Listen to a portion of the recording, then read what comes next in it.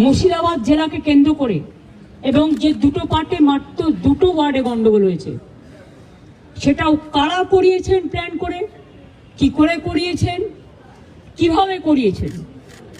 আমি এই কটা দিন ধরে অনেক ক্রস চেক করেছি, রেকর্ডও করেছি। আপনারা অনেকে গদি media, sorry to say the word, এটা আমি বলি না, সব লোক বলে, যা খাইয়ে দিচ্ছেন আপনারা তাই খাচ্ছেন, কিন্তু সেটাকে বদ হজম হচ্ছে, সেটা হজম হচ্ছে না। এটা কিন্তু মানুষে মানুষে বিভাজন হচ্ছে।